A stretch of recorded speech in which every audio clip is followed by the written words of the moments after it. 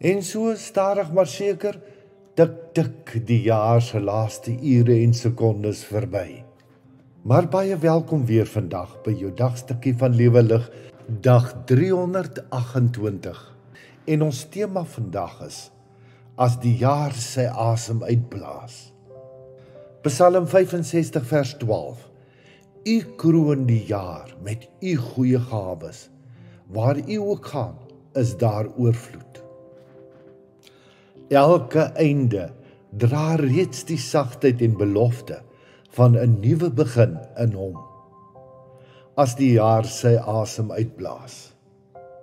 So, hier staan ons weer, op die laaste bladsye van nog 'n kalenderjaar. Die laaste bladsye is dun, so effens gekrekel, vol potloodmerke, uitveermerke en 'n paar vet inkstrepe waar 'n paar dinge onherroepelik verby is en permanent geword het. Die einde van die jaar is 'n snaakse plek. Dis nie heeltemal vorentoe nie en ook nie meer terug nie. Dis 'n tussenin plek, tussen wat was en wat nog aan die kom is.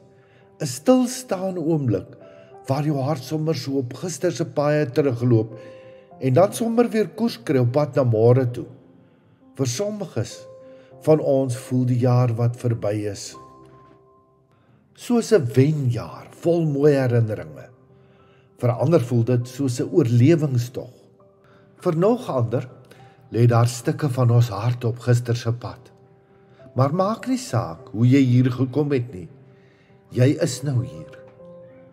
Aan die einde van die jaar is ons meestal geneig om te vra, was dit 'n goeie jaar of 'n slegte jaar? Maar dalk is dit nie die regte vraag nie. Psalm 65 sê iets interessants. U kroon die jaar met u goedheid. Nie, u kroon die jaar met maklike dae nie. Ook nie, u kroon die jaar met sukses nie, maar met goedheid. Dit beteken, God se goedheid was altyd daar. Goedheid, selfs op dae wat glad nie goed gevoel het nie. Goedheid in die vorm van onverwagse seën. Goedheid selfs in jou donkerste oomblikke. Goedheid in mense wat opgedaag het toe jy nie geweet het wie om te bel nie. Goedheid in oomblikke waar God en mense jou nie gered het nie, maar jou hand gevat het en jou gedra het. Goedheid in daardie, jy bel asof jy gestuur is oomblikke. Aan die einde van die jaar sien ons gewoonlik twee goed baie duidelik. Wat ons verloor het en wat ons oorleef het. Wat ons minder raak sien, is dat God se spore reg deur die jaar loop in die goeie en slegte tye. Psalm 65 sê, u spore drup van oorvloed. Nie net op die hoogtepuntpieke van die lewe nie, ook deur die slaggat stofpaaie van die valleie, ook deur die modderpaaie, ook deur die plekke waar jy gedink het, hier gaan niks groei nie. Die waarheid is, ons met jare volgens mylpale en suksesse, maar God met jare volgens groei in ons verhouding met hom en die lesse wat ons geleer het. Jy sien, die jaar word nie gekroon aan die begin nie. Dis eers aan die einde. Eers wanneer jy terugkyk, begin jy sien. Ja, daar was hy, en selfs daar. Miskien is die grootste geskenk aan die einde van die jaar nie antwoorde nie, maar rus. Die rus om te sê, ek het gekom tot hier.